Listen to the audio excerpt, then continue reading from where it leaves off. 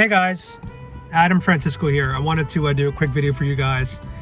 This is the first video that I'm filming on my iPhone in a long time, so I apologize for the quality compared to my Sony ZV-1, but I had some thoughts in the car that I wanted to share with you guys. So a lot of people have been assuming that I'm a conservative because I'm voting for Trump. And the truth is I'm not anywhere close to being a conservative. I don't really hold too many conservative values. Like I'm pretty socially liberal on a lot of issues. Like marriage equality, I think that anybody should get married, whoever wants to. I don't care what your sexuality is, what your preference is, what your gender is. I really don't care. And a big part of that is because I personally don't even believe in the institution of marriage to begin with. So to me, who cares who gets married? It's irrelevant. I feel like that's pretty progressive, right? I also care about trans rights. And, I lived in Thailand. I met a lot of trans people. And they deserve rights. That's the bottom line. I don't really care how someone chooses how to live their life. If they want to, go through hormones and they want to change their body so that matches their identity, that's fine. You do you. I really don't care. That's not a conservative value. The only thing that I would say that I'm conservative on is probably gun rights. Now, in an ideal scenario, we wouldn't have any guns, but I know how the world works.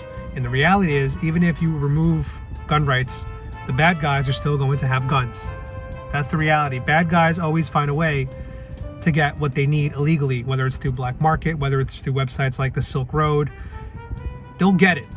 And as long as that's going to happen, I think that we have to protect the gun right laws, the right to bear arms. Now, I'm not saying that we need assault rifles on the street because that's absurd, but we do need the right to bear arms because that's in the Constitution. I think that that's something I want to stand by.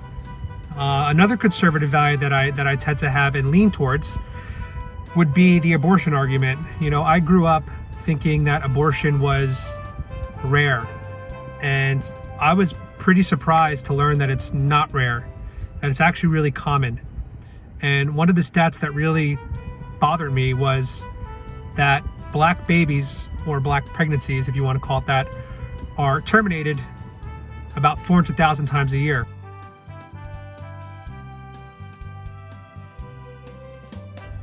And black births are about 500,000 a year.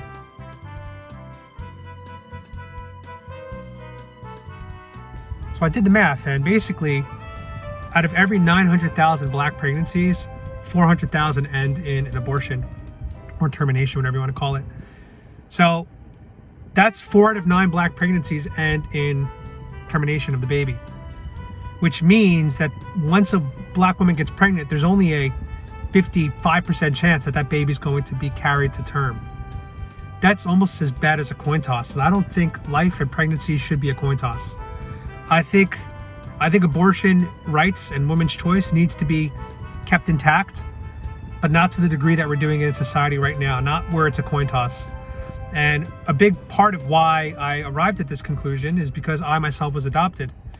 Now, my biological mother, I know her name was Josefina, my biological mother could have chosen to abort me instead, but she made the choice to carry me to term and put me up for adoption to a family who wanted and needed a baby. So to me, to be pro-abortion at the level that it's at currently in America, that would be me almost being against my own existence. And that doesn't make much sense to me. The other thing that I have a hard time grappling with is every single person that's alive today is already alive, meaning they have not been aborted. So when they are pro-abortion, to me, that is the most ultimate privilege. You're already here alive, conscious, awareness, and you have the ability to make decisions and convey your thoughts.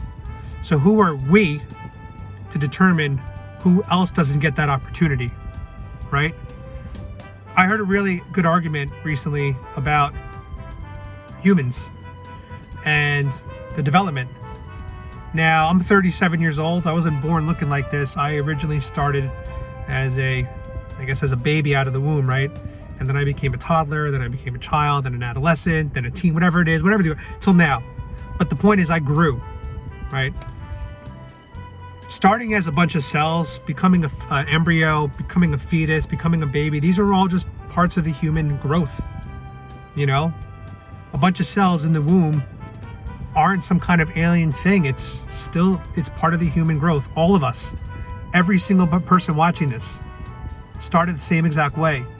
So for you to now consider a group of cells not a human, it just seems very the most extreme privilege to me. So while I do think that we need to keep abortion rights for women in society, I'm not comfortable with the scale that it's happening. So I'm not fully conservative there, but I would say in abortion, I lean conservative, but understanding that women's rights and pro-choice does have an important role in our society. So gun rights and abortion are two things I lean conservative, but everything else, I'm really progressive. So I just wanted to come out and say, like, I'm a mix of a lot of different things, and a lot of my opinions are based on my own personal opinions and my own perspective, my own experiences. And that's the case for all of us. So when someone tells me that my viewpoint's wrong, to them it might be wrong, but to me it's not wrong. And I'm very comfortable at the conclusion that I made. But I just want to let you guys know, like, I don't identify as a conservative for Trump. I don't identify as a liberal for Trump, because there are things about liberal ideology that I don't agree with. So the more I think about it, I'm not a conservative, I'm not a liberal, I'm somewhere in between. I don't know what that's called, moderate, independent, whatever that is, but that's kind of where I am. The one thing I will say, though, is I'm definitely a Trump supporter. I am a proud Trump supporter. And, you know, it is frustrating that as soon as I say that, people are like, you must be racist. I'm Mexican, and I've experienced a lot of racism in my life. Not a lot to the point it's overwhelming. I don't think it's a big issue, but I've experienced enough racism in my life where it's at least 10 times that I can call off the top of my head. And I'll link to an article that I wrote for medium.com where you guys can read about some of those experiences that I've had. But again, when I think about the hundreds of people I interacted today, before COVID, hundreds of people, right? Maybe thousands before COVID. How many people were actually racist outwardly towards me, right? I don't care about thoughts, I care about actions.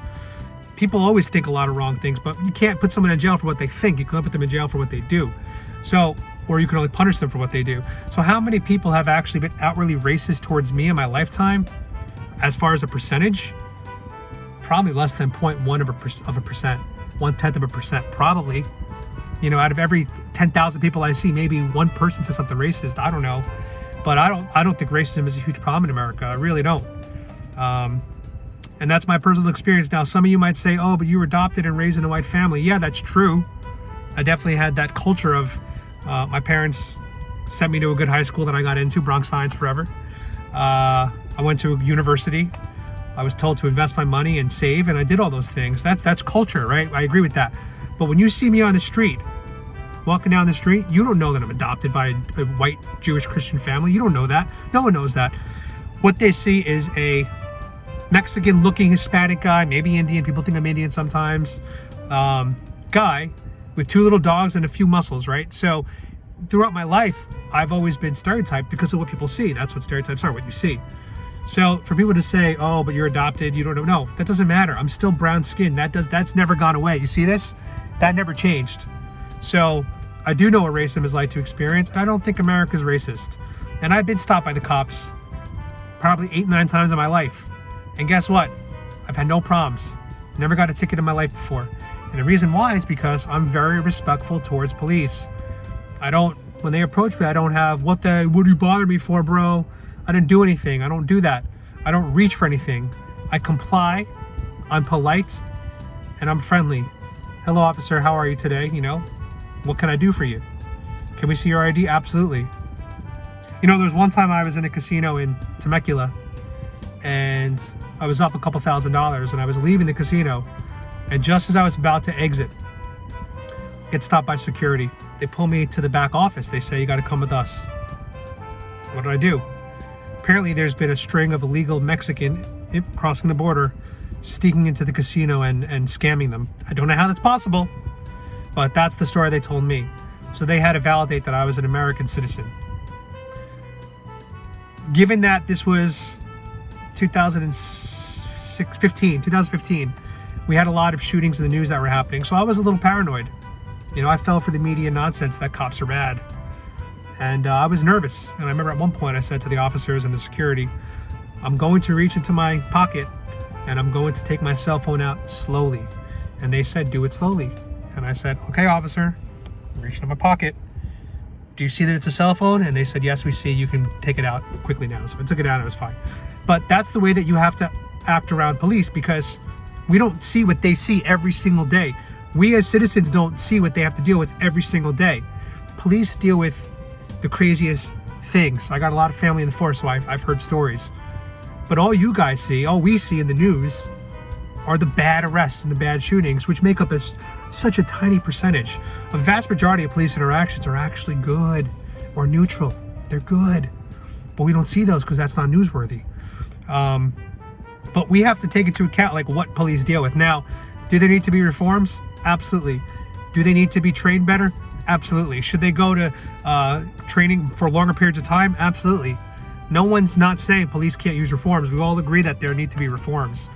But to paint the cops as bad, I think I don't think it's a healthy direction for a society to go in. Anyway, I got off topic, but that's what happens when you talk about this kind of stuff. Your brain just kind of floats around everywhere. The bottom line is, I'm not a conservative.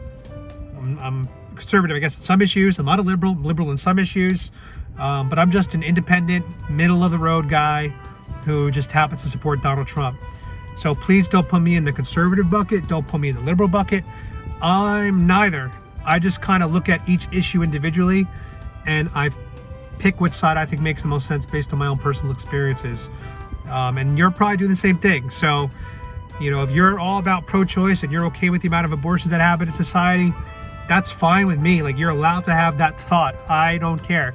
But for me, from a moral standpoint, that's where I have arrived to as an example. So anyway, guys, hope you enjoyed this rant. And I think we got to stop putting people in buckets. You can put me in the Trump supporter bucket, or you can call me deplorable. I'll accept that one, because I guess, as Hillary said, I'm a deplorable. You could put half of Trump supporters into what I call the basket of deplorables. But anyway, enough with the hate. More love, more polite discourse. And yeah, just if you guys enjoyed this video, you know what to do. Subscribe. If you did not enjoy this video, subscribe. And as always, be free, my sheeple.